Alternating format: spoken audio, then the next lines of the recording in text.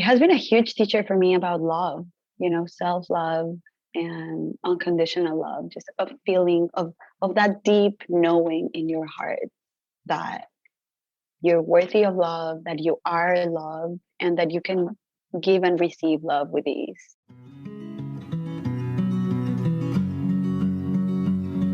Hi, friends. Welcome to the Medicine Stories podcast, where we are remembering what it is to be human upon the earth. I am Amber Magnolia Hill. This is episode 80, and today I'm sharing my interview with Damiana Calvario.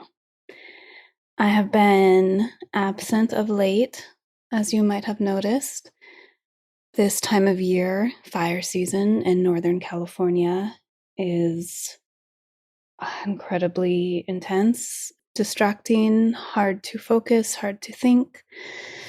And that, along with everything else everyone is experiencing in the world, I've noticed year after year, it gets very hard for me to work, to form a coherent thought, to put together creative projects during this time of year. But as it's cooling down, I'm feeling more myself and excited to release some more episodes coming up. Let me tell you about Damiana first. She is a mixed woman of color, a daughter, sister, caregiver, community member, survivor, first-generation immigrant. Born and raised in Mexico City to a large family, she inherited both her mother's and father's lineages. Currently living as a guest in Chumash Land, Greater LA area, with her partner and 2 dogs, her practice blends together her Mexican roots, mixed upbringing, food as medicine, curanderismo studies, Western herbal training, and mutual aid. For this episode's Patreon offering, and this is going to be open to everyone, not just patrons. This will be at patreon.com/medicine stories. Damiana is giving away 5 essences that she has made that we speak about in this episode. So this was created during an essence making circle that she hosted. And she says, during this circle, we worked with the living water of a cenote, blessed by blue dragonflies, who came to the bowl to rest for a few moments. Cenotes are openings on the land that expose water from the underground cave river system. The word cenote comes from Mayan, that may translate to depth or water cave. Cenotes are living altars for many offerings to this day and main sources of fresh water for many indigenous communities. Cenotes are also considered gates or portals into other worlds. They are liminal, in between spaces. Dragonflies bring messages of hope, transformation, change, ancestors, beauty, presence, truth, authenticity, and more. There's a Mayan legend that talks about 400 of them holding and bringing back Ixchel to life after her physical body was shattered into pieces. So again, towards the end of this interview, Damiana shares more about the experience of making this essence and the surprise of these dragonflies landing on the essence-making bowls. And we get more into this myth, too, of Ixchel, among many other beautiful turns that this conversation takes, including the really incredible story of what happened when Damiana was held up at gunpoint and the change of heart that her perpetrator underwent during that holdup. She's a beautiful herbalist, a kind, wonderful soul who I am so happy to have crossed paths with in this life, and I'm thrilled to be sharing this conversation with you. Well, let me quickly say as well that the last date to enter the giveaway to win one of the 5 essences that she's making available will be November 12th. I will also let you know, since Damiana mentions our elderberry elixir, that we have started churning out our fall 2021 batches. The first one has already sold out. When this releases, the second one will not yet be released, but will be pretty soon. So if you're not already signed up for our newsletter, go ahead and head over to mythicmedicine.love and take our fun quiz in order to be signed up. Or you can also just scroll to the bottom of any page on the website and just sign up right away and skip the quiz. Okay, that's it. I'm happy to be back. I love doing this podcast. I don't plan to stop doing this podcast, but sometimes they'll be few and far between. Thank you to everyone who continues to support, both financially on Patreon and just through your loving presence out there in the world. All right, Damiana Calvario drops her wisdom now. Okay, Damiana, so happy to finally be talking to you. I've been wanting to connect with you and have you on the podcast for a long time. Do you remember how we met? We made it! Yay! I can't believe that we've been trying for so long. Like, I don't know. I feel like months now, maybe. Yes, I was looking back and our emails were in the spring. We're here now. I feel like we connected first, like at this women's gathering called Spirit Weavers, maybe like 6 years ago now. Yeah. Yes. So what I Right? remember Wow. is at that gathering when it was in Mendocino County, we had already met, and then later that day or the next day or something, I was teaching a class and I had all these heavy materials to haul to like the other side of the land, and you helped me. You Oh, saw that I had all this stuff that I wasn't going to be able to carry myself, and you grabbed some of it, and then we got to talk the whole walk and just saw what a, I don't know, just kind and lovely, beautiful soul you are during that walk. thank you. I didn't remember that. I don't know if it was the year we met or the next one, but I remember you like super beautiful, pregnant with your belly. Mhm. I think that maybe that was the second year that I saw you there. Yeah. Yeah, just like, I don't know. You were one of those people that I'm always like, oh, pregnant people look so beautiful and they carry themselves with like so much grace and they can do anything they wanted. Like they were like in the middle of nowhere, like teaching about oiling and all of this amazing stuff. So yeah, just you're always like that Oh, beautiful fairy image in my mind. oh, that's so sweet. I know what you mean. It's like big pregnant women and newborn babies are like just these exalted beings in my mind as well. It's like you're close to something sacred. I love always being in their presence and yeah.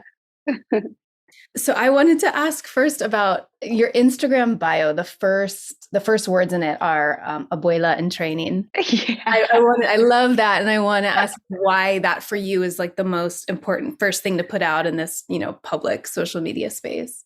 Yeah. Well, it's meant to be something funny. Sometimes people react to it as like, oh, are you like so focused on age or on aging? Like now that I'm young, but I'm not like a young adult anymore. Like I'm in my mid 30s.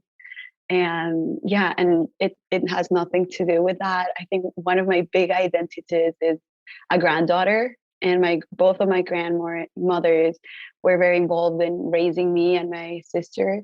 So I've always just looked up to them so much. Like my grandmothers have been like these huge figures in my life, and I've always wanted to be a grandma. And also, that is kind of like a nickname amongst my friends like, oh, you're such a grandma, like always in the kitchen or making all of this like kitchen remedies. So I just love that. I just love being a grandma. And also, not on the side of like having kids and grandkids. In the Mexica tradition, abuela is also a title for a like respected auntie or respected elder or like a person that carries knowledge and word. And of course, I'm not there, but just a baby in training. Mhm. Yeah, it seems like caretaking really is the heart of that for you, and you are such a care giving, caretaking, care centered person. Oh, thanks, baby. Thank you. Yeah, What do you have as the first line in your bio? Do you remember? I don't. It was such a long time. I haven't updated it in a I long think it time, I might be think. the podcast tagline, which is remembering what it is to be human upon the earth. Oh, yeah. Yeah, that's so beautiful. What is the tradition that you just named? Mexica. So the indigenous people from the center of Mexico who founded Mexico Tenochtitlan. So they are mostly from Nahua. Nahua, that is like it's also very complex. It's like many different groups of people that spoke the same language, which is Nahuatl. And then, yeah, they were like on pilgrimage for a long time. They got to center Mexico. And then the myth says that they were looking for a sign, which was like an eagle eating a snake on top of a cactus and nopal.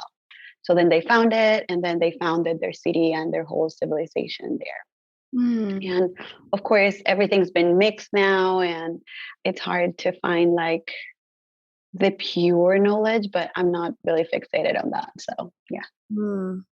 Yeah, I found that in trying to uncover my oldest daughter's indigenous Mexican heritage. It's hard to like find the threads and figure out like what's what. And yeah, it seems like that's comforting for me to hear that I'm not missing something, that there's kind of Oh no, no, overlap. it's so complex.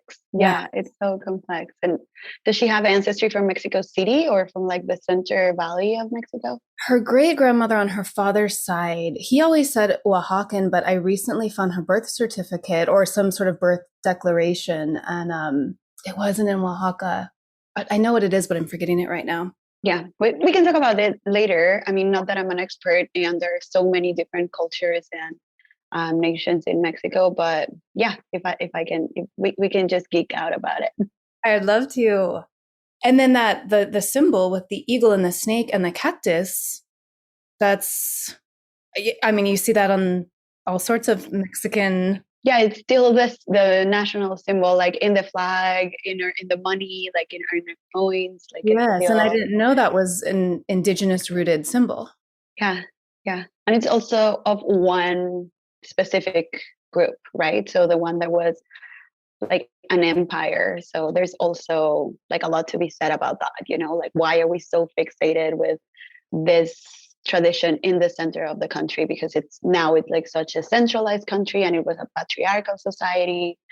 So yeah, it's like a very complex, and it also has its like not super romantic side. Right. But you grew up in Mexico City, right? Yeah, I was born and raised in Mexico City. My parents were born and raised there too, but then my grandparents immigrated from other parts of the country. So I know I have Yoeme in my blood that comes from Sonora, and then Nahua that comes from Jalisco. And I recently not discovered, but found out exactly the community where the last like indigenous elder, like fully indigenous elder, or at least the last birth certificate that we have registered as indigenous was from Tuxpan. And then on my mom's side, I'm a quarter Japanese. So there's also immigration from like other parts of the world. And then we know we have Iberian blood. We always thought, I don't know why, but in my family, they always said Portuguese. And I just grew up kind of like assuming that. But then my dad just did one of this like DNA tests, Yeah. and it said that it was actually Italy. And then we went online, and then my last name is Calvario, and there is a mountain called Calvario in Portugal. So we always just assumed it was from that. But then from the blood test, we found this other mountain in Italy that's called Calvario. So we think our peoples came from there. So now super excited to go on pilgrimage over there and just meet our ancestral mountain. Wow. Yeah, that's amazing to have the name tied into the landscape like that. Hmm. I always find it so interesting what people's last name is like Smith, or like what did they do? Like what was our craft? Mhm. But then knowing the place is also as magical. Yeah, like, or Hill is my last name. And as far as I Oh, can tell, the direct Hill lineage, they're just either Scottish or Irish. And so it's like, yeah, they're the hill folk, it's like what they oh, called the fairies and the sort of mythical people. And then in Appalachia, where they landed when they came over, they were called hill people too. They were the hillbillies, literally. And they were, that line of my lineage. oh! I never thought. I mean, I've heard that expression, but yeah, I never knew it came from that. It's Yeah. so beautiful. Just it shifts like the whole perspective. Like I think sometimes it's used in like a derogatory way, Oh, yeah. but yeah, like learning where it comes from just beautifies it. And, like reclaiming, it reclaims it. Yes. In my interview with Farai, she talked about that because she's the Hillbilly African, right, on Yeah, Instagram. yeah. And so talking about trying to kind of reclaim that And her native dad is from like Arkansas, I think, right? Like his whole Kansas. life was, yeah, yeah, Yeah. yeah. Uh-huh. So in your childhood, and you said you're close to both of your grandmothers, was herbalism or like a land-based way of life that so many people our age don't get incorporated into your life? And like what threads do you see that tie into what you're doing now? We were in the city, and if you've ever been there, it's very, very urban. Like we don't have a lot of parks. We don't have, I mean, there's like this huge kind of like central park area that is very green and sort of like protected, but we don't have like a lot of parks or green spaces inside the city. So in my family, it was a lot about herbalism through the kitchen. So both of my grandmas had like a small garden. One of my grandmas, it was all just like container garden, like literally like, oh, we finished our sour cream thing. Let's save it. And then we'll plant a little plant here and have it over there. And my other grandma had like a small, I don't even want to say land, but like backyard, and she did like manage to have like a pomegranate tree and a fig tree and like strawberries, roses.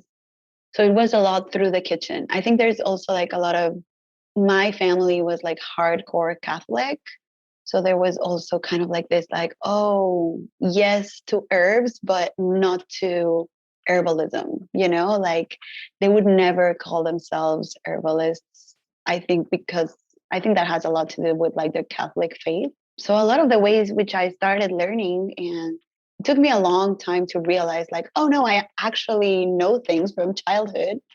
I just learned through tea and making salsa and guacamole, and like I probably didn't know how to make, well, I know I didn't know how to make a tincture or a decoction, but like they would always send us like, go grab a handful of cilantro, and we knew how to harvest cilantro, or like piece of aloe because we need to add it to this movie or someone got burned. And yeah, it was just a lot of like kitchen medicine, I would say.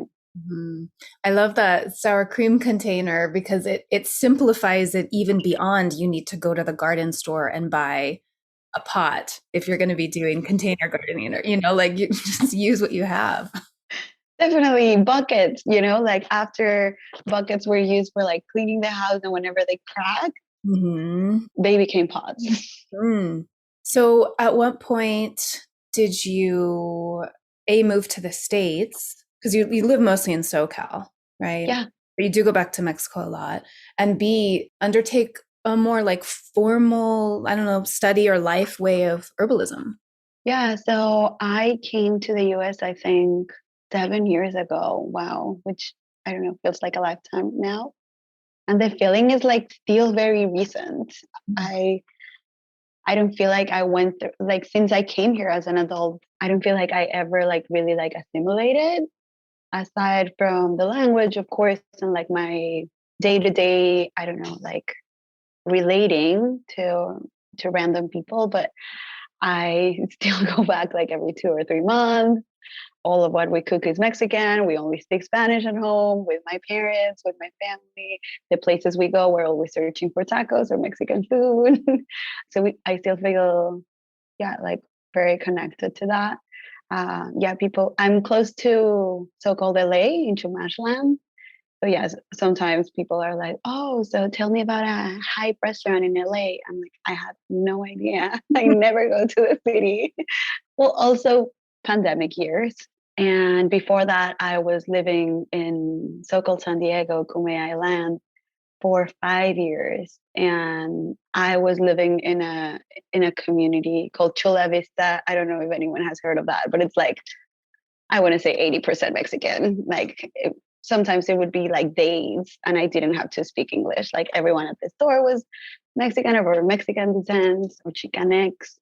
So yeah, I don't know. It still feels very Mexican in California.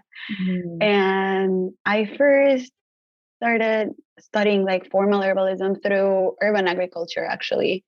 I used to have a job for the Mexican government, and I was a sociologist. And I had a really cool boss that wanted to start green gardens in, they were not federal facilities, but I guess like state facilities. So clinics, they wanted to have like medicinal gardens in clinics, and then they wanted to have like little green gardens in daycares so the kids could have like organic food in their lunches. So I was in charge of that project and I fell in love completely with it and I started getting more involved. I didn't know anything. So of course I was like outsourcing everything, but they were teaching me. And then I was just kind of like overviewing that project. And then I ended up like just quitting that job and devoting myself fully to green gardens in Mexico City. I was attracted to permaculture. And then yeah, and then I just started with herbs, kind of like, oh, neighbor companions, or what should we do to like not have as many aphids in the garden? And then, well, we have this abundance, so we might as well just start making pesto or something out of this because it's so overgrown. And then when I came to the States, I started working at a farm. So I was like living with the plants fully. Like it wasn't, yeah, I always feel like container garden in Mexico City for me was very like kind of like playing, growing food and medicine. And then when I came here and I was exposed to like farming, I mean, it was completely that just changed completely. And I got to know more herbs and I started just like falling for them. I was selling at markets, like being a marketeer. So I had to like learn different recipes so I could sell things. And that was what really like triggered I want to go to herb school. Like, I really want to check this out and go to herb school. And I did an immersion program for 2 years here. And then I think that was like the portal for me to say, yes, this is awesome. Because it was more of like a Western training. And I was like, oh, this is amazing. But then I want to find a teacher or a mentor to show me like on my people's ways. Because I know this is not, I mean, that is the way that is practiced in Mexico, but it's not all of it. And I'm mixed too, you know, so I have this Western part of myself, and then I also have this native part. So then I was very lucky to find curandera teachers in Mexico that I've been training on there for the past, I don't know, like 3 or 4 years now. And that is, I think, where I really landed on my practice. And then just said, oh, amazing. Like now I have all the different tools and I can make it my own and I can make like my own herbal remedies. And now when I take my medicine, it's like, oh, okay, fine. Like I feel proud of what it is because it feels very me. It feels very mixed. It feels very multicultural. It feels like more genuine, I guess. I would like to know. I was going to ask if there's, one herb that really comes to mind from your years of study, and if it's something other than Damiana, you can go there. But I wanted to ask about your name as well. And for me, that's not a plant I've worked with at all, really, except if someone gives it to me in like a blend, and my mind just immediately goes to aphrodisiac. Like Yeah. really not a very deep relationship that I have with that plant. Yeah. I'd say my favorite plant ally is rose. I'm just obsessed with it. They're such grandma plants as well. And my grandmothers and my mom and my aunties really love them. So since I was a kid, it's just one of those things like, oh, I remember since being a kid, they were in my life and they were like in my daily practice. Damiana is actually, it came from one of the first herbal courses that I took. It was like all women and femmes, which usually is the case with herbalism. And we were just giving each other similar names to our birth names or to our chosen names of that moment. So Damiana was just so similar to my birth name that was my nickname, and I just absolutely loved it, and I kept it. So I go by Damiana now. But yeah, like there was like a Jessica, and we named her Jasmine, and then I don't remember like a Jerry, and it was like Gardenia, and we all had like like this super cute herbal names, and I don't know if they stuck with them. I wonder that. And then Damiana, in the US, I definitely think I only see it like as an aphrodisiac, but I think it's also like because that's what sells, right? Like just even cacao or rose. Like whenever I see it as aphrodisiac, people are very attracted to that because of yeah, I guess in Mexico it's more of like well, and I can see the tie with the aphrodisiac, but it's more of like a vitality herb. Mhm. So it supports our whole metabolism, and it really invites aliveness into our life and just the joy of living. And it's a mood lifter. The flower is like this bright yellow flower. And this year I had the chance of making an essence. So I'll send you one for sure. Mhm. And in the Mayan jungle, it was just like so magical and beautiful. And they let me, there was like such an abundance, and the butterflies were like going crazy over them. One of the tenders of the land heard that my name was Damiana, and they were like so happy to allow me harvest some of it. So I dried it, and I was like traveling. Don't tell anyone, don't tell costumes. I dried it, I brought it back. So I still have like my first Damiana harvest here. I Mhm. haven't crafted anything, just I don't know. And then when I was processing it, I found some seeds. So I'm super excited, waiting for spring to try to sprout them. Mhm. Because I haven't really seen it growing. I don't know if it's South California. Maybe it needs a little more rain, more humidity, more water here than what we have here. But I'm gonna try for sure. And how do you tend to connect with or use rose in your daily life? I think rose is just one of those daily things, like instead of multivitamin, it's rose something. For several years now, I tended to rose gardens. I don't know, it's just one of those signs whenever I'm moving, like, oh, are there roses? And even if it's just a small patch or a small bush, like in the front little yard or by the door or whatever, it's just like such a yes for me and such a guide for me. So I think tending to them is like my main connection to them, or like my daily connection to them. And of course, I love like harvesting the rose essence as well, almost every day. Last year, I was very in an amazing project with Mila, and we were on a mission of making 100 rose essences.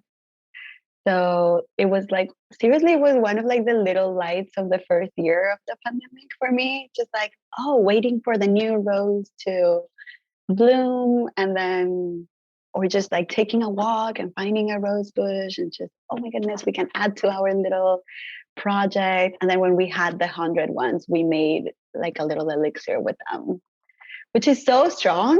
It Wow. was meant to be like holding, and I mean it's also like so different for everyone, but for me the first time I took it, I was like sobbing. My heart was just like So 100 shattered. different roses were Yeah. made in essence of and all come. Yeah. Oh my goodness. In rose brandy. So Mhm. it was like extra on extra on extra roses.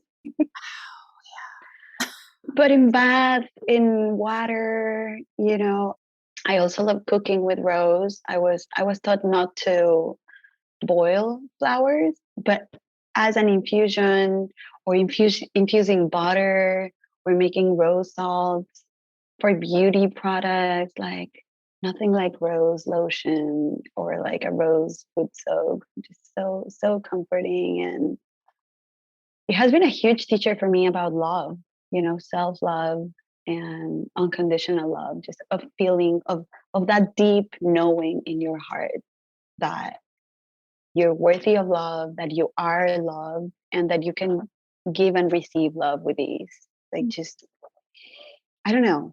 I guess it can sound as basic or as complex as you wanted it to be. But I think that's also rose, right? Like so multifaceted.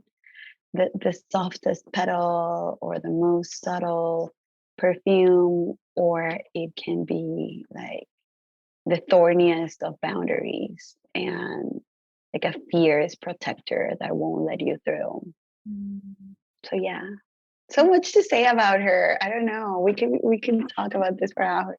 Well, it's reminding me that you have done some really incredible posts about relationships, like romantic, long-term love, and you and your partner. And I just really appreciate, like, I see you say it can be whatever you make it. Like this is your template to create what you want it to be. And it doesn't have to look like what you thought it would or what anyone else Anything. look like. Yeah. And that's so true. And I think the vast majority of us forget that and kind of just unconsciously fall into this is what it's supposed to look like. I mean, it's a lot. We're under this society and this like whole system that really, I mean, since we're born, is basically telling us like you're an object of desire for cis men, and that is like your goal in life. Like you're basically like here to please men, to hate yourself, hate your body, hate others than you, and see them as someone that you have to be. How do you say, like you have to be like fighting for, or in this like race to see who's better in competition, exactly, like competing with each other. And it's also like a whole path, but trying to step away from that and just being like, oh, I can be in relationship with a man in a different way. It is a lot of work, of course, like personally and as a team, but you can truly make anything out of it. Like I never thought in a million years I would be married, or I would have like a wedding or anything like that. And of course, like from the outside, people can see like a very like traditional marriage. And after all these years, like we've shape shifted ourselves and our relationship so much. But we've been in each other's lives since I was 15. Like I literally, like we, not as a couple, but that's what I mean. Like since 15, we've been like each other's crush, besties, partners in crime, lovers, a couple, mother and mothering each other, reparenting each other. We've been each other's therapists. We've been each other's confidants. Everything. Yeah, like when you live with someone in a committed relationship, there are so many things that you can be there for each other. And then I think where I'm at right now, or where we're at right now, is we just want each other to be our couple. We don't want to give each other all of these other roles, because it's a lot to put on the other person, and it's hard because we both work from home. We have been in isolation forever whenever we are here in so-called US. But truly finding, like, if I need a therapist, I'm going to look for a therapist. If I want to do ceremony, I'm going to try to look for that space. If I want to have a best friend, and not that we're not friends, I really think that like one of the main pillars of our relationship is being friends, our like very, very strong friendship. But beyond that, I just want you to be my partner, and I just want to have a couple relationship with you, and I'm gonna provide or look for the resources to find the other roles in my life, and not put that on you. Mm-hmm. Yeah, that obviously, like the friendship aspect is so important. I often realize, like, if I'm going to go on a little day trip or even just to the grocery store or a real trip somewhere, I'm like, there's no one I'd rather go with than Owen. That's so awesome. That is so awesome. And just like speaking about anything, I have some friends that are like, I can't believe you talk to your partner about that. I'm like, what? I can literally talk to him about anything. And like to this day, after so many years, like we still haven't run out of like things to talk about, and we are still like silly about the same things, and we still laugh about the same jokes. And also like not to romanticize a committed relationship, like it is hard work, and it's like a constant choice of I want to be here and I have to work hard for this to be happening. It's not this like, oh, first year into any relationship where like everything's flowing, no problem, no commitment. We can see each other once a week. That's it. Like just living together. And I mean, for us, it's been like moving cities, being immigrants together, losing our privileges that we carried in Mexico, and now we don't have as immigrants here, so like realizing all of that, working towards having stability in another country, building community here, just a lot. I mean, a lot of hard things, but also it can feel traumatic at times. It can feel as we lose parts of ourselves in this process, whenever you are discriminated here and you've never even like known what that was because you carried so much privilege before that you just don't have here. So yeah, at the same time, like healing ourselves and putting in the work and healing together as a couple as well. That reminds me, and I asked you before we talked if you've had any like big healing experiences, and you answered, I don't feel like there's a destination, a healed place.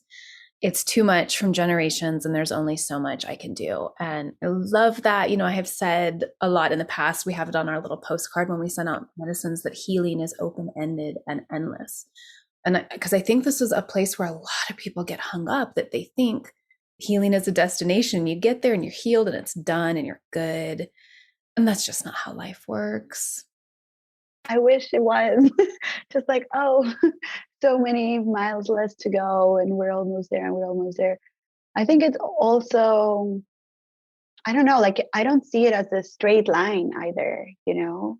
It just, I think healing comes in waves, and especially for people that are survivors, you never know. Like I've had experiences where like I've done so much work on myself and I feel like I've come so far, and then out of nowhere, you know, like just the most random little thing would trigger me or like send me spiraling down again. I'm like, no, I thought this wound was healed and I thought I could move on from this. And truly, in my experience, it's not. And the other thing, like the ancestral part of it, you know, like just knowing that yes, I want to take this responsibility of being an agent of change in my lineage, in my family.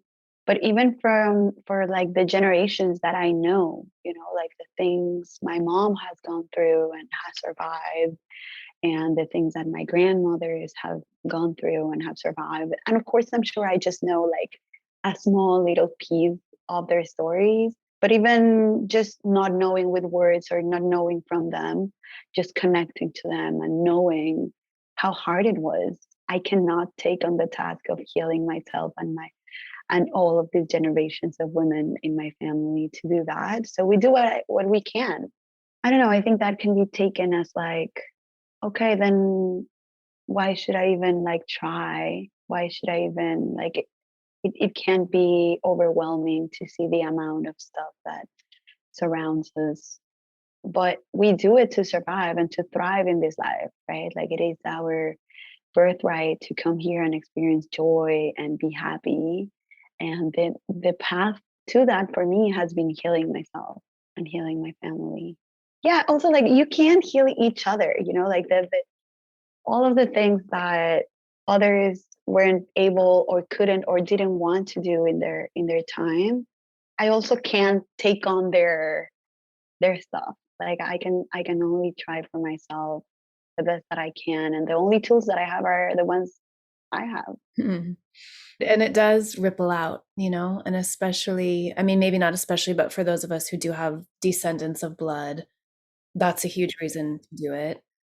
For those who don't, and for everybody, it ripples horizontally as well. Yeah, yeah. And like being an auntie, you know, like seeing my sisters now having kids and my besties having children. And it's such an honor to be invited into their lives and to be trusted with them, to like hold them or feed them or spend some time with them. That, of course, I want to be a person that is doing this healing work for them, and also for them to come to me if they ever want to talk about this stuff or if they ever need any type. And not that I see myself as like a teacher, I'll teach you how to heal, baby girl, but just like sharing from my experience. And yeah, just talking about my path. Of course they'll always have that person for them. Mm. Well, speaking of things that need healing, so I remember when you first posted about being attacked, crossing the border with a car full of medicine, and I did always hope to hear you speak of it more. And you said that you would like to to talk about that Yeah. today. So yeah, just please, however you want to go with it or whatever you would like to share. I'm curious. Yeah. Well, it was just such a horrible experience, but also like one of the most surreal things that has happened in my life. I've been working with indigenous and other vulnerable communities since I was 15, mostly in Mexico. And then some years ago, 3 years ago, over 3 years ago, I think, I was working with a caravan of immigrants in Mexico and bringing herbal medicine. We did a whole fundraising here in the States. Thank you. I remember you were there for us as well. And you sent us so much of your amazing extra potent elderberry elixir that especially kids love at the shelters. And I was so happy to give away. But yeah, anyway, so I had a truck full of medicines and I was going to serve that day to an LGBT plus house because, of course, amongst the vulnerable, also there are smaller groups that have it the worst. So we were going to go there. It was raining really bad. I lived in Tijuana for 1 year. So I feel pretty comfortable like going around. I'm not an expert, but I made the huge mistake of using like Google Maps or one of those apps to take me there. And with the rain, it just took me through a really just like sketchy neighborhood. It wasn't even a neighborhood, like an establishment of tents and yeah. And eventually my car got stuck. This guy comes to me, "Are you okay?" I roll down my window and he pulls out a gun. So he robbed me, took everything from me. I had a lot of cash for the herbal clinic, takes my jewelry, and has a gun to my face and just tries to pull me from like my hoodie through the window. I don't know why he never opened the door. So like I put my feet on the door and he wasn't like a huge guy, so he could never like take me out from the window. And yeah, like I remember so vividly just not like making the impossible decision of telling him, "Do whatever you want, you have to do. I'm not going with you. Like if you need to pull that trigger, do what you gotta do. Like there is no way I'm gonna go with you."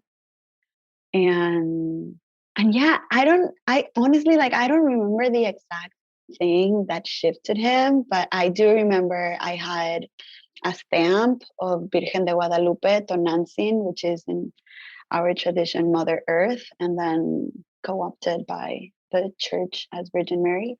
And he saw that on my board and he asked me, "Are you Guadalupana?" And I wasn't at that point, but I said yes.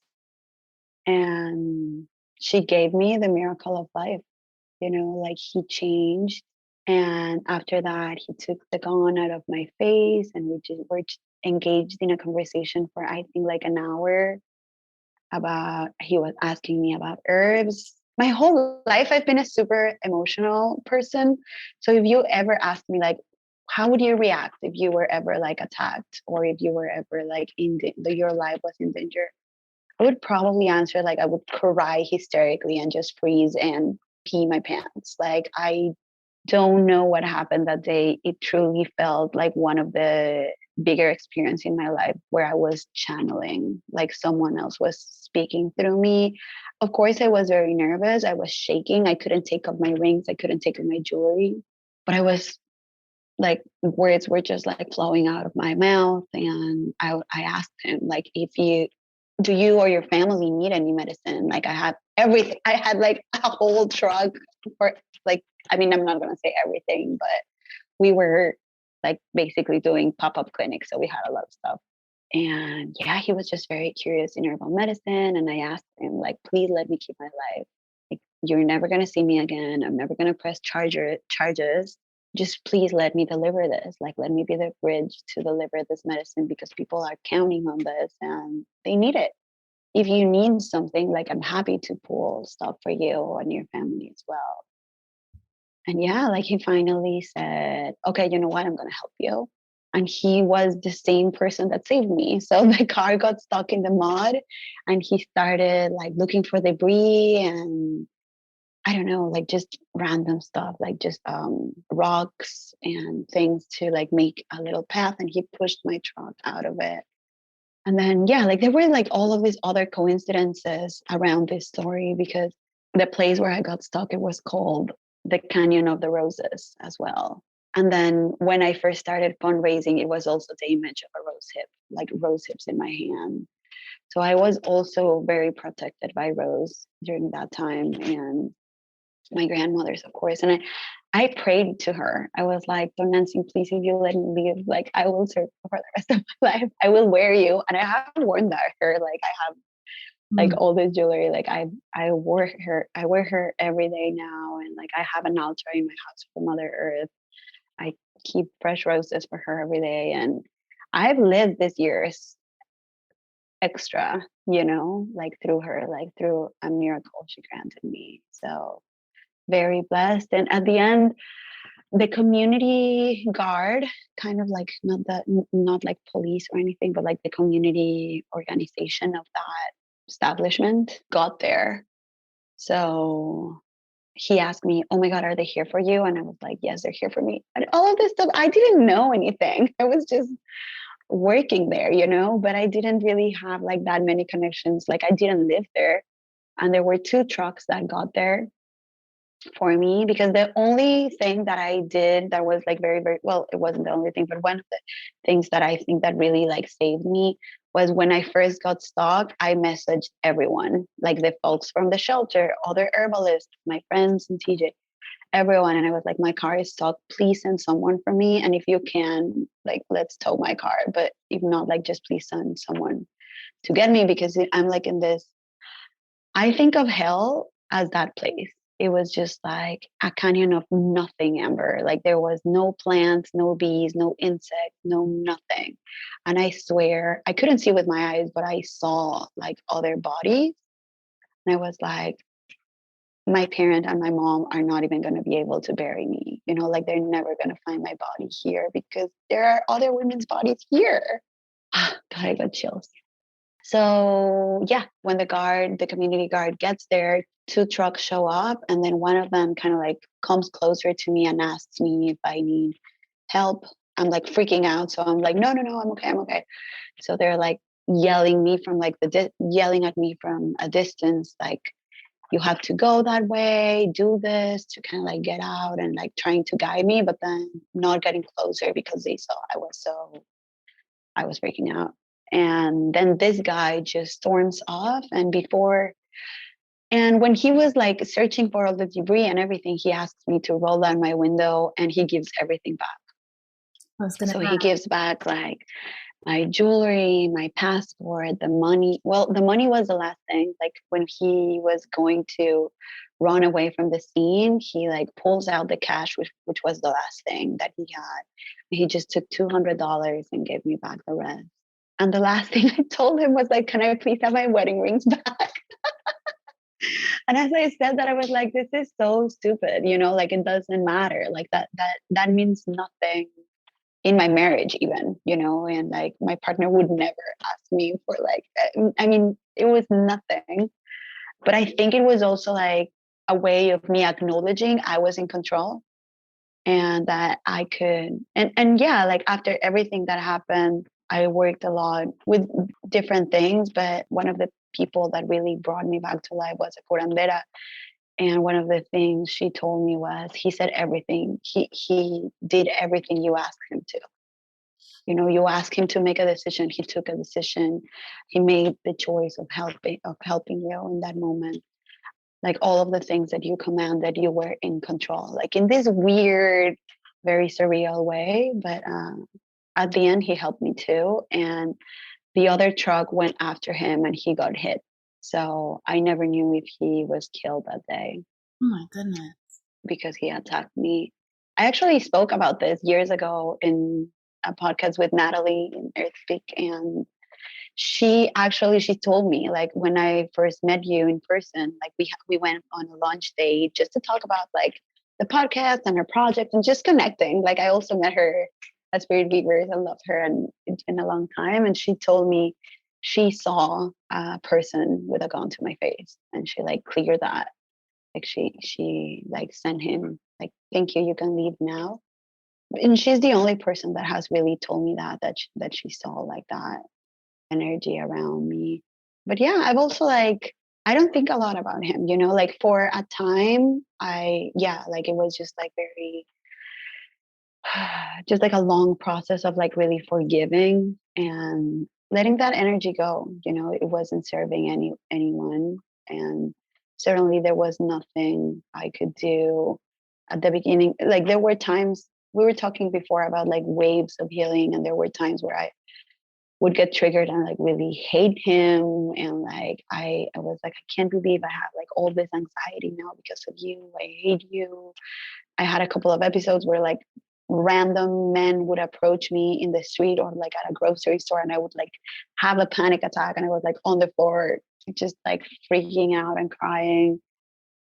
And yeah, and then other times just like my mom was very like, not at the moment, but then having conversations with my mom, just being very like, who knows what he was going through that he did that. Like who knows how desperately he needed $200 to put yourself in danger like that, or even willing to kill you or take you or kidnap you. Yeah, like all of these different levels of like feelings for him, that now it's just like, like even if it's not here anymore. And that was also not my responsibility. Like other moments, or other twisted moments in my mind where like it was my fault that he died. Like it was like I got him killed. So very multi-layered, but now I rarely think of him, and just I think I've just like unattached myself from him completely.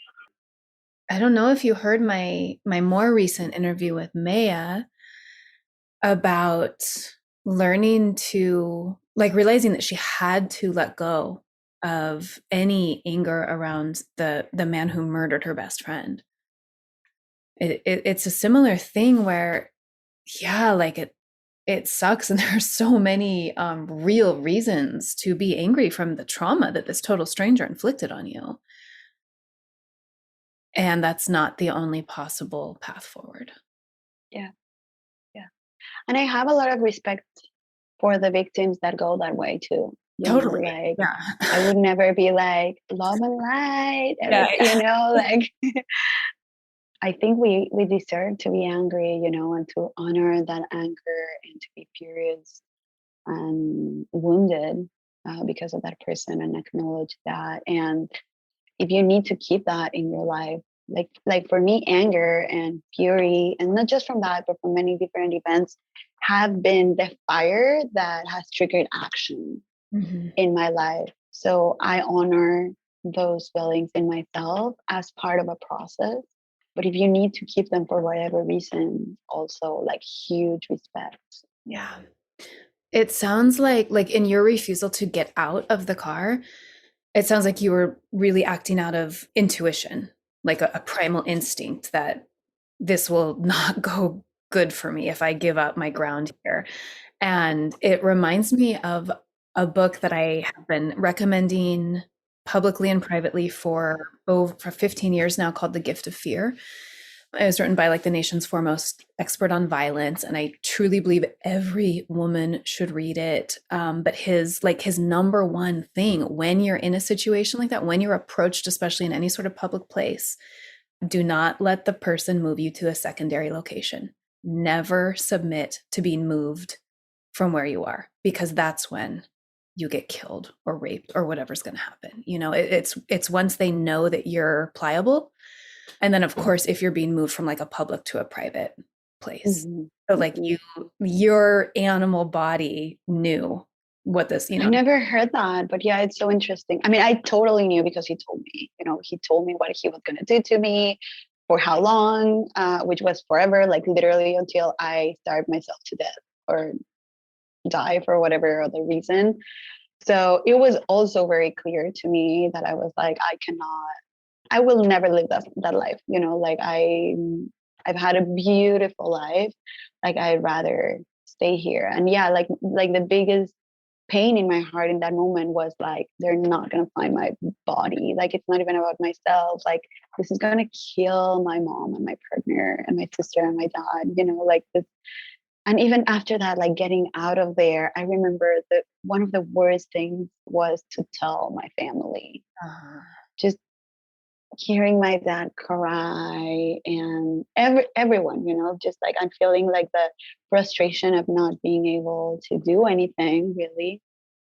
It was just really, really hard. I think when this happens too, and you have those horizontal relationships, like of course no one was affected like I was, but they were also deeply wounded from this, and just the reality check of what us as women and as women of color live, and that this is just like an everyday reality for us. Like this could happen at any moment, and not to live in fear. But I love that I took a little note of it, because like the gift of fear, and just honoring that in our bodies as well, and seeing like how is that a teacher as well in that moment. Yes, I love the author because it could just be this very dry book of these are the statistics and this is what I've learned. But he, from the beginning, is like, listen, women, you have this direct line to your intuition, and it is what saves women's lives in these kind of situations. And he gives all these incredible firsthand stories where you just can't believe anyone could survive that, but it's because because it's different in every time. There's not a one size fits all, except for don't let them take you to the secondary location. Yeah. So it's always listening to your instinct and acting on it that gets women out of violent situations with. Or like stating our boundaries, like I didn't understand until like a very long time after this moment, but just like stating your boundary, and then getting comfortable with your voice. Like only yesterday I had like this super annoying experience where I was like flying back home, and I had this dude next to me occupying so much space, like his legs are all spread out, like his arms on the things from like on the separator things. And just from the beginning I was still one where just like, oh, why do I have to sleep next to this guy? And eventually he's like watching this movie, like he looks at you and kind of like tries to laugh with you. And I never knew if he was like trying to hit on me or just like being annoying. And I was just like with my headphones, like trying to like fall asleep, but at the same time I was like hyper aware. And he ends up like touching my leg, and I like got completely fired up, like of course like cussed at scene. And yeah, I was like, I can't believe you're in my space. You've been in my space this whole time. It's disrespectful because of this and this and that. Shame on you for touching another person's body without their consent. And yeah, eventually like the person in charge of the flight or whatever comes over, and she changed my seat. And of course he was just like, I was just joking with you, like why do you have to make such a big deal out of this? Chill down, like you're acting crazy. And I was like even more fired up about this. And it's taking me so many years for me to be comfortable to like self advocate and to like speak up when all of this stuff happens, even if it's small, or even if it's like a microaggression.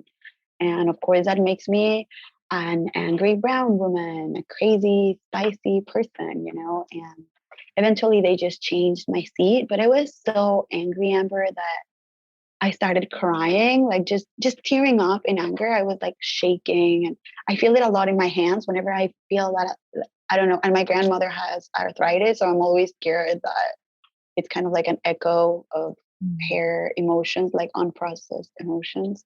And I was shaking and I started tearing up. And of course I was embarrassed because I wanted to be strong and I wanted to be like, fuck you. Sorry, I don't know. And he just like looks back at me and smiles. And like, he's just like, and I'm like, oh my God, just like so angry. And then I was like, why? Like embarrassed because I was crying. Like, I don't want to be crying. Like I want to be the bigger person here, and I don't want him to smile. Like I want him, he should be embarrassed of himself. And yeah, and just like, I don't want to do this thing. I don't want to do this work like ever again, but I have to. Like I owe it to others like me, and I also owe it to like other me's, like other versions of me that couldn't speak, that couldn't say no, that couldn't like stand up and like raise their voice or state their boundaries or like all of this thing, like defend themselves as well. And yeah, and yesterday a friend told me like, when you're doing this, you're also giving permission to others to do this. Like it's so important.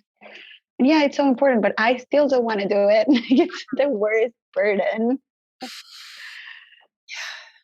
Yeah, it's like we were saying earlier that the healing is horizontal, and like those moments of standing up for what's right or have these horizontal ripples as well. I'm sorry you had to go through that. That smile, that's just so nasty. And I think it like proves that your feeling about him was right the whole time. It wasn't that he accidentally touched. It was Of course just, not. Of course this not. boundary Thank you for saying that. Thank you for saying that. And yeah, I mean, I think the worst part of all of this is that we do this for ourselves and for others like us, but that guy doesn't give a shit. Like that guy There's no consequence. doesn't understand, and there's no consequences for him. And it's literally like when you stand up to systemic oppression, being racism or misogyny, or you're just screaming into the void. Like 99.9% of the time, you're just screaming into the void. And even if okay, like I got home and I was well, my partner went for me to pick me up at the airport, and I told him all of this, and he was like, yeah, like what do you want to do? Like, do you want to go somewhere else? Do you want to like talk to someone? And I'm like, well, but even, I mean, not that I believe in cops or this other like legal system, but even if I do, like now put it like the labor of being a woman of color with a strong accent, an immigrant, like how's that going to be for me? Are they even going to like believe me? Are they even going to like do something about it? Or am I also going to be now facing violence from like another instance of someone who's probably the same? It's just so layered. I wanted to talk about flower essences. And you said earlier when you were talking about the rose essence that you made with Mila, that you would just like go for a walk and come across a rose bush and make one. And you talk about this in one of your posts, that you now have like a little kit that you can bring with you to make flower essences anywhere. So I want to hear about sort of your progression with them and how you, I don't know, frame their use in your life as medicine, and the Aguas Serenadas. Yeah, perfect. Well, I'm actually going to offer some agua real quick for us, just speaking about all this susto and all this anger and tristeza. Yeah, just think a little bit. Yeah, well, flower essences, I think that is one of the other things that I was exposed to in Mexico, but I never really knew there were flower essences. And then when I was taught about flower essences here, it just kind of like, it took a while, and working with curanderismo just sort of clicked like, oh, okay, so Aguas Serenadas means serenaded waters. So they're like flower essence would be like a type of agua serenada. But for example, a sun tea is an agua serenada as well. Or like moon water is an agua serenada as well, which I mean, it's also an environmental essence or like a moon essence. So there are a lot of like crossings there. But yeah, I think essences is just like one of the categories of agua serenada. And they can be serenaded by many different things, right? So for example, the water offering that you place in an altar for ceremony, that would be an agua serenada, but it's not necessarily for you to consume or to preserve or to take, right? So I think we also introduce in curanderismo like more herbal remedies or other offerings that are, yeah, I guess there are that are just not human centered necessarily, or not like human body centered in this dimension right here, right now. And Aguas Serenadas has also been like kind of like a portal through that. And now I carry my little kit. It's just, and look at my little baggie. Oh, I love those. So it's like a fun, childish, yeah, little thing. But I do travel a lot because of like my mutual aid work and my solidarity work. So sometimes I encounter some of the most amazing beings when I'm working, and I carry my little glass bowl, some smoke, either like a little saumerio or a little copal or something, and then a couple of droppers, and then one has water and another one has alcohol, and a little cloth, or even if it's like a bandana or something, just to place the bowl in a mini altar, I guess. Mhm. And yeah, and then it's just like an impromptu flower essence making, just meeting a being that, oh, may I, feels good.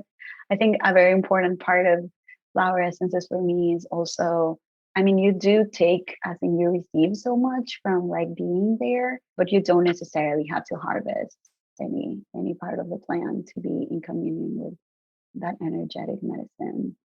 And yeah, it just has evolved so much from flower essences to, we were also talking about, like, for example, dragonfly essence, which was, I hold like a monthly essence circle. So our third one, 2 months ago, we did cenote blue dragonfly essence. And it was just like such a beautiful place. And we were in the cenote, which, if you're not familiar, and I don't know if they exist somewhere else, but I know they exist in Mayan territory in Mexico. And they're basically like caves that open to underground rivers that are just like connected in this huge kind of like, they look kind of like this mycelial network, but they're actually like flowing rivers underneath the jungle, connecting like all bodies of water and bringing life, like truly holding the jungle outside. And you can visit some of these caves and go down, and they're also very energetically, they're really strong because they're supposed to be portals into the other world. So you can experience a lot of like, I don't know, like excitement or anxiety or nervousness. They're very, very like liminal spaces. So we went to one of these ones and it was really beautiful. And I had my bowl and I was just like, oh, this is perfect. I'm going to make like a cenote essence. And then the blue dragonflies came to the bowl to just like bless that little container and drink some water. And it was just amazing. It was just amazing to share that with everyone. And then, yeah, just carrying. And I see Aguas Serenadas a lot about like a liquid picture, like a liquid picture of a moment and time. And then we get to carry it not only in an image, but in a little bottle that you can be taking internally. Mhm. So it was pretty much, I've had the most amazing experiences making this medicine. Is very, very dear to my heart. And I also feel very comfortable sharing them. And in these essence circles that I was telling you about, we take the medicine together. So we collectively receive whatever we get to receive from them together as a group. So I also love developing, just holding that space and just guiding like a little mini journey for all of us to give ourselves the time to receive from the essence, and just taking like a little, like, I don't know, self-care has turned into this like whole trend thing about like buying and consuming and like investing so much money. And I mean, I guess in a way it's also buying an essence, but it's also like the gift that keeps on giving, like from one little bottle with, you could stretch it out for the rest of your life if you wanted to. Yeah, that mother And can right, forever. forever. And I've shifted a lot of, also, I don't use brandy anymore. For the longest time I resisted that because I really felt like the brandy was like a sweet way of holding that living water, that imprinted living water. But this year and since I started the circles, I shifted to glycerin, Mm.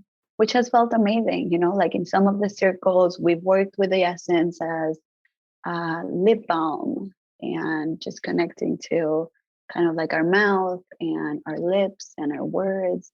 I also wanted to be more accommodating to more folks, you know, people that don't want to work with alcohol necessarily, and more than human people. Like I feel really good about like brushing my dogs with a little glycerin essence, and then just working with them like that. Or, I mean, through the summer, just making little ice cubes with the essence, and then just knowing that there wasn't really any alcohol there to give out to the plants or the trees, and put there for like the bees to drink some water, or any being that needed some water, and they just have like a little bit of freshness there.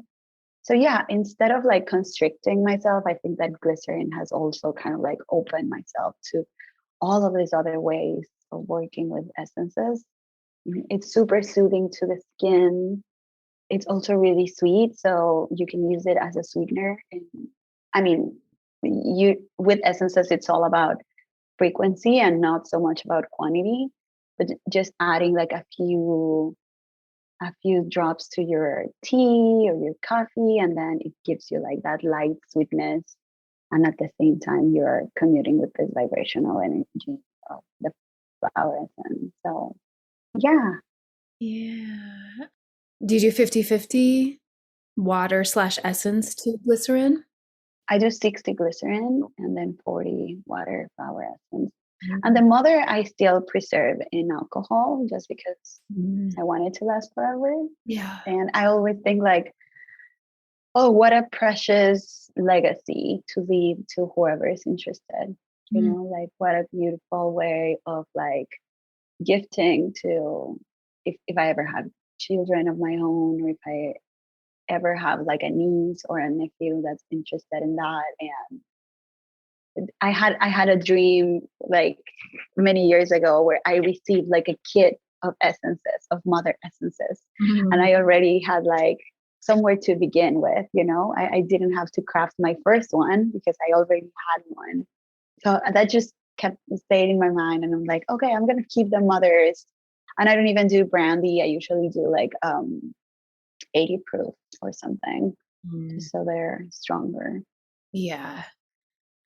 I like that people are kind of expanding beyond just the traditional flower essence idea.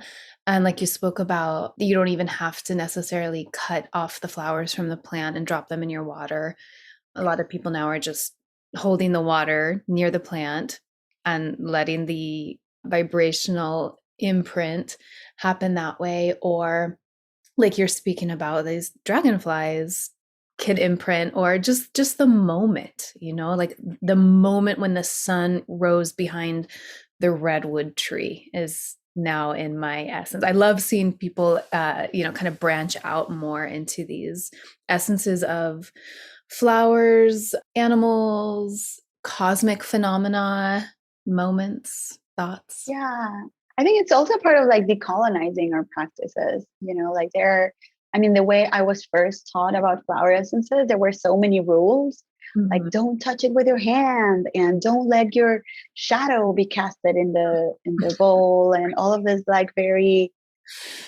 And I think because the more popularized, or at least for me, were Bach flower remedies, I think they're called Bach flower remedies.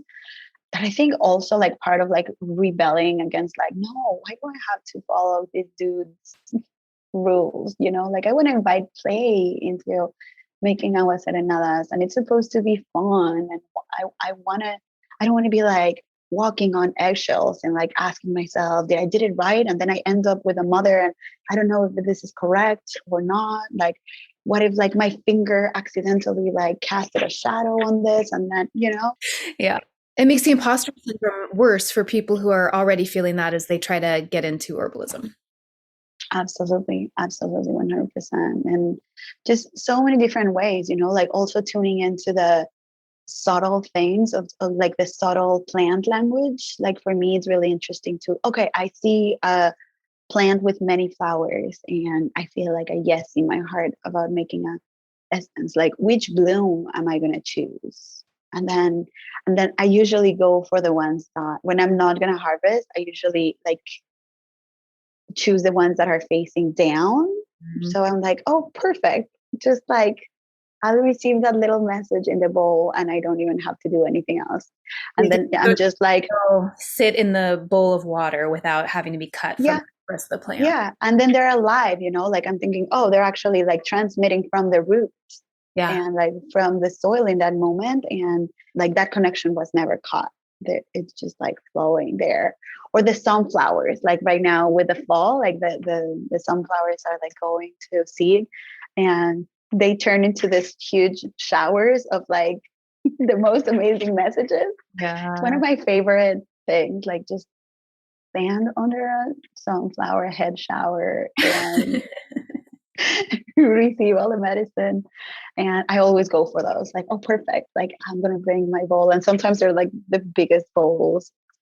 I want to write another piece about like choosing the container. I think also traditionally it's supposed to be like a clear, perfect, without edges, without brand bowl. And then, yeah, like just I've used jicaras, like an old gourd. And if it's not, or I don't know, like a bowl that was my grandmother's, or it wasn't even a bowl, like a plate, like a little plate that was my grandma's, and then I inherited that, and that is like such a precious flower essence maker for me. But it can really be anything, like just inviting what feels good to you. And I think that is one of the things that I love about shifting my perspective to Aguas Serenadas, because Aguas Serenadas they're not necessarily contained in glass. They're not necessarily activated with the sun. They're not necessarily like there are all of these different ways of making them and of making them yours. Yeah, I love that flexibility and creativity that you can bring to that. The thing about the plant still, the flower head still being connected to the root. I heard Dr. Zach Bush talk about that very thing on a podcast once, where when they've studied a just plucked tomato, literally a minute ago, it was picked, versus one still on the vine, the nutritional content is really quite different. It immediately starts losing certain things. I wish I could remember what it was. It's been years since I heard him say this, but so he said that in his garden now, he just eats them on the vine.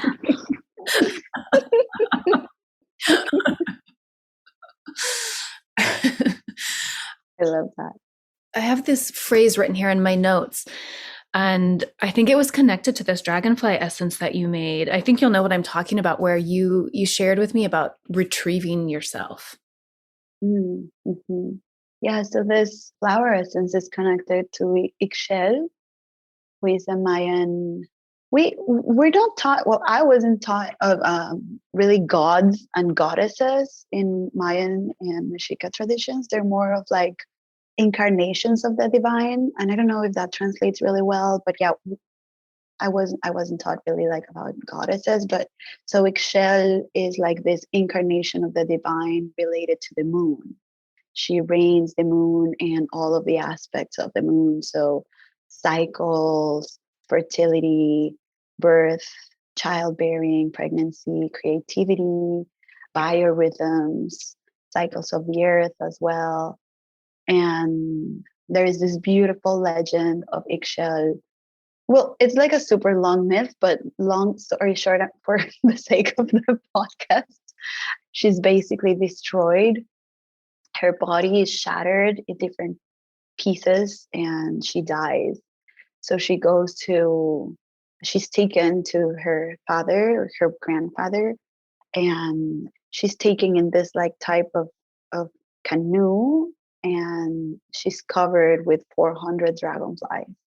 So 400 dragonflies surround her with the vibration of them, the subtle vibration of them being alive for 13 days and 13 nights. And finally, when they're ready to let her go into a cenote, into the other world, the dragonflies fly away and she's alive again. Like she's been put back together. Like the dragonflies glue her together and bring her back to life. So for her to be the moon again, and for her to come back and reign all the different realms that she governs. So yeah, I think I was talking a lot about how this blue dragonfly essence was helpful for piecing myself back together and retrieving myself back into being alive and to take agency of my own life. And again, not that I'm there yet, not that we're ever gonna reach any destination, but as we heal ourselves, as we cure ourselves from susto, which is losing small parts of our soul, we are retrieving ourselves back into life. That's so lovely. I'm a religious studies major. I was. And I've continued to, study mythology and all sorts of traditions around the world. And that's a really common thing, is this story of, or that often when people go into shamanic states, or I've heard of this a lot with DMT as well, they experience like being dismantled piece by piece and then put back together in some way. And often there is like a helper creature or element or something. But I just love that image of 400 dragonflies. Can you imagine the vibration, how good that would feel? The medicine of that? And I think 400 for Mayan is like the number 20 for Nahuas, which means a lot, just like in Spanish, we say mil, like mil gracias, 1,000 times thank you. Or in English, maybe 100. It just means like a lot of them, like imagine how many dragonflies to cover a whole canoe.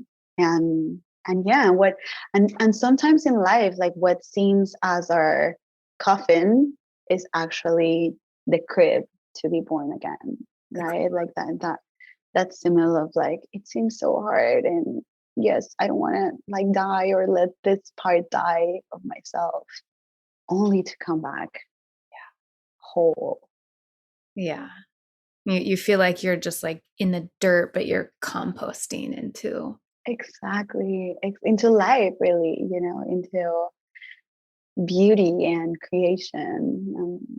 I'm excited to send you and your listeners to share this like magical dragonfly essence with. Yes. So you will offer to patrons the ability to enter a giveaway and receive one of these dragonfly essences. And tell people, please, about your Patreon and what you offer there. Yeah, thank you. I don't know. I think that just for many years I was offering on Instagram and organizing classes online with in this past couple of years, and it felt like a lot of energy was leaking. Like I didn't really know where it was going when my account started growing a little bit. I think at the beginning, like since I knew basically everyone was my friend, everyone was like, oh, either I took a class with, or they took a class with me, or I knew through the farm, or they were my clients, that I decided to do this little platform. And yeah, I share a lot about like my perspective on herbalism from like my Western studies and all this kitchen medicine I grew up with, being born and raised in Mexico, and then curanderismo studies as well. And then a big part of my practice is community work and mutual aid work. So just reporting back on that, and truly for me, acknowledging herbalism as a tool for showing up for others and decolonizing health and bringing a dignified life into communities who ask for it or who want that.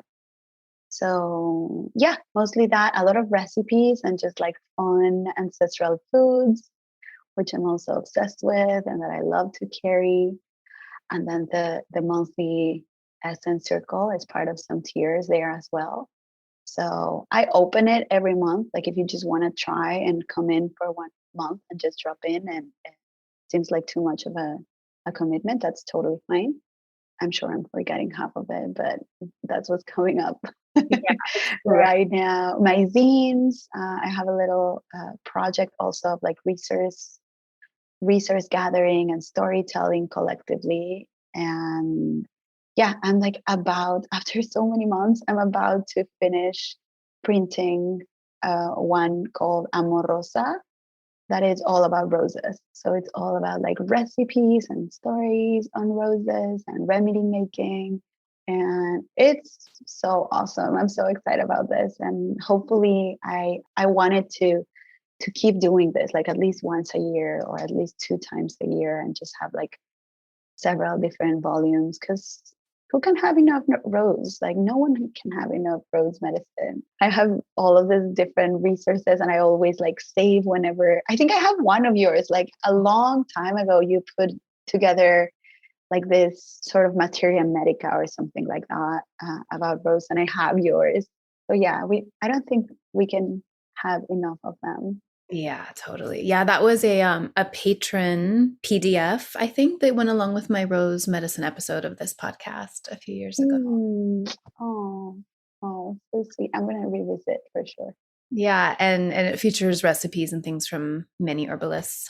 Your Instagram is just so good too. So of course I will link to that. You talk about all the things we've talked about here today.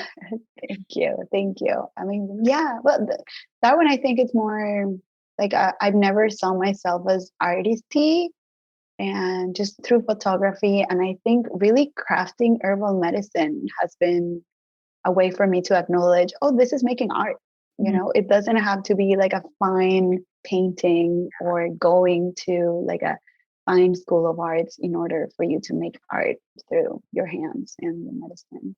Right. And this is going back to the Aguas Serenadas and how it doesn't have to look a certain way, like what art looks like or what herbal medicine looks like. It's truly infinite. And I think what a lot of people don't realize, especially if they're new to herbalism and they think, oh, I got to memorize the actions and the materia medica, is that that's not what you have to do at all.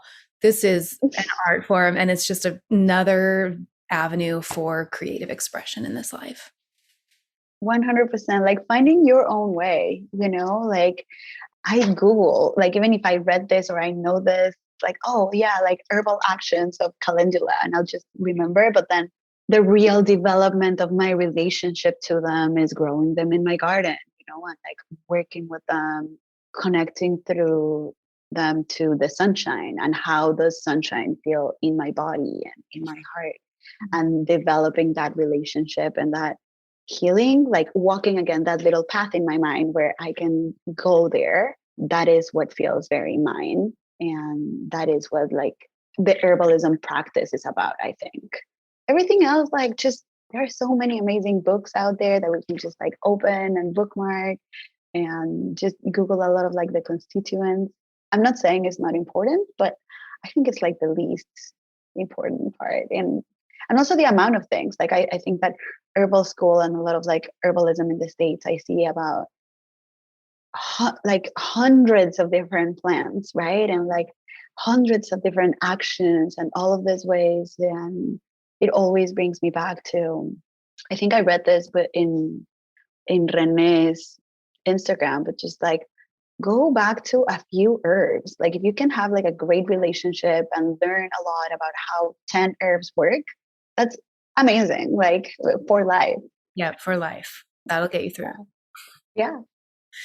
Okay, thank you, Damiana. Oh, thank you so much, Amber. Me too. Hope we can connect again soon. Like, please, let's not allow it to be years before we gather again in the flesh, or at least check in. My little one just turned 5, so I'm feeling a little bit more wiggle room in my life. Wow, I can't believe she's 5 now, and that I met her first in your womb.